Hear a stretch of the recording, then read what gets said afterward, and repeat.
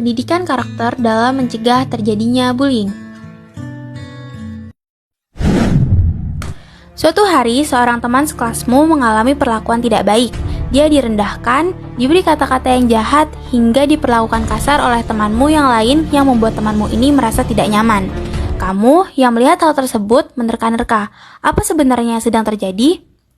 Perlu diketahui, yang baru saja kamu lihat merupakan suatu perundungan atau yang biasa dikenal dengan bullying. Lalu, apa itu bullying? Perundungan atau bullying adalah perilaku tidak menyenangkan, baik secara verbal, fisik, ataupun sosial, baik di dunia maya ataupun di dunia nyata, yang membuat seseorang merasa tidak nyaman, sakit hati, dan tertekan. Bullying terbagi atas 4 jenis. Yang pertama, verbal bullying, social bullying, cyberbullying, dan physical bullying. Verbal bullying yakni tindakan perundungan yang melibatkan kata-kata, ucapan, atau komunikasi lisan yang merendahkan, menyinggung, atau merugikan secara verbal. Yang kedua adalah social bullying atau penyisiran sosial. Hal ini terjadi ketika seseorang sengaja mengisolasi temannya, tidak mengizinkan mereka bergabung dalam permainan atau aktivitas, sehingga mereka merasa sendirian.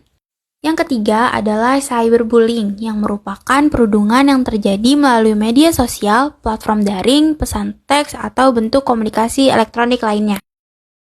Terakhir adalah physical bullying, atau perundungan secara fisik yang menggunakan kekerasan fisik untuk mengintimidasi, melukai, atau mengendalikan orang lain.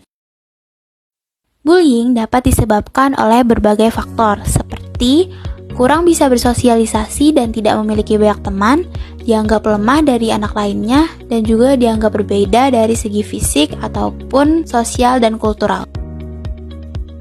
Apa yang harus dilakukan jika kamu atau teman kamu mengalami bullying?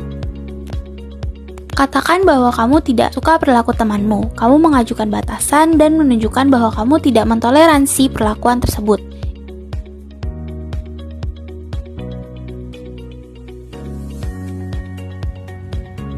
Kedua, saat menerima kekerasan fisik, luka perlu direkam atau difoto. Hal ini sebagai bukti adanya bentuk kekerasan pada fisik kamu. Dan yang ketiga, jika perilaku tersebut tetap berlangsung, segeralah melapor ke guru, orang tua, atau orang yang kamu percayai. Kamu tidak perlu takut, Indonesia telah mengatur pelaku tindakan bullying. Hal ini terdapat pada pasal 351, pasal 170, pasal 310, dan pasal 311 KUHP. Bullying juga dibahas dalam Al-Quran Surat Al-Hujurat ayat 11. يا أيها الذين آمنوا لا يسخر قوم من قوم عسى أن يكونوا خيرا منهم ولا نساء من نساء عسى أن يكن خيرا منهن ولا تلمزوا أنفسكم ولا تنابزوا بالألقاب بئس الاسم الفسوق بعد الإيمان ومن لم يتب فأولئك هم الظالمون. Al-Quran Surat Al-Hujurat ayat 11 menekankan pada bagaimana sebaiknya orang Islam memperlakukan orang saudaranya dengan tidak menyakiti fisik dan hatinya. Nilai-nilai pendidikan anti-bullying juga berarti mengajarkan manusia untuk menghindari segala bentuk bullying kepada sesama, karena perbuatan tersebut melanggar nilai-nilai yang diajarkan oleh Al-Quran.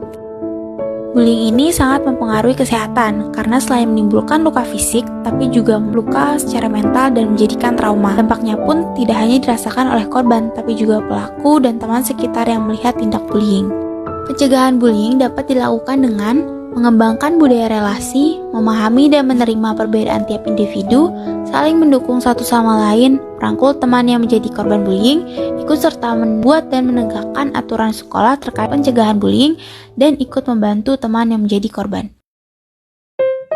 Bullying itu tidak baik, jagalah perkataan dan tindakan kita, lalu mulailah membangun pertemanan yang sehat dan buat kegiatan pembelajaran di sekolah menjadi nyaman.